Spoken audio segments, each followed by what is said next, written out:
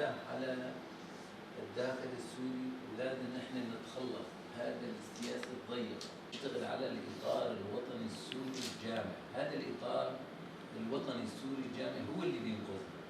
مشان نتجاوز هذا بدنا نشتغل على عدة ملفات، لكن كسياسي كقوى سياسية لازم نحن نقود هالسفينة مثل السمك بين حيتان كبير. هدول القوى عم بيخربوا عم بيدمروا البلدان. نتيجة وحتى مع الجبل أنا متفق إنه أنا راح ألتقي مع مصر.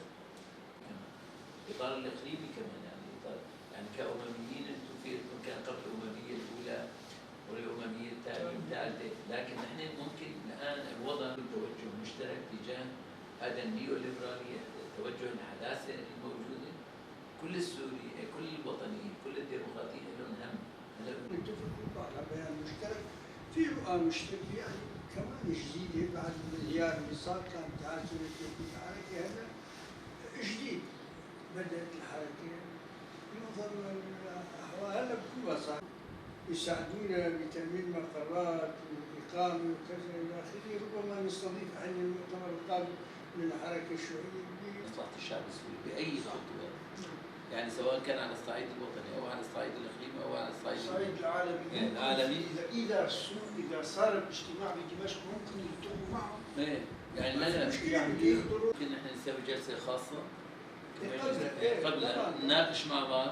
يعني ممكن مثلا إذا كمجلس سوريا الديمقراطي إذا صرنا شركاء باستضافته، نعم ممكن نحن نتعاون ببعض.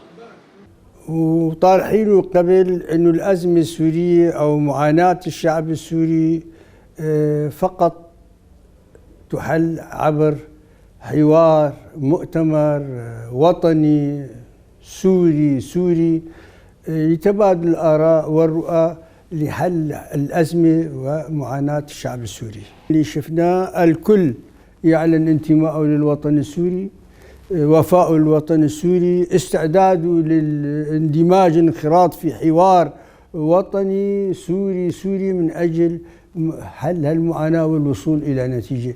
نحن متفائلين ونؤكد أنه راح نستمر بهذا الحوار إلى حوارات أخرى، وقد نسعى من أجل توسيعه مع قوى أخرى للإسراع بحل معاناة الشعب السوري والانتهاء من الأزمة السورية وحل المشاكل العالقة الصغيرة سواء بالتعليم أو بالأمور الثانية الصغيرة تحل مع مرور الزمن لما تنحل القضايا الاستراتيجية.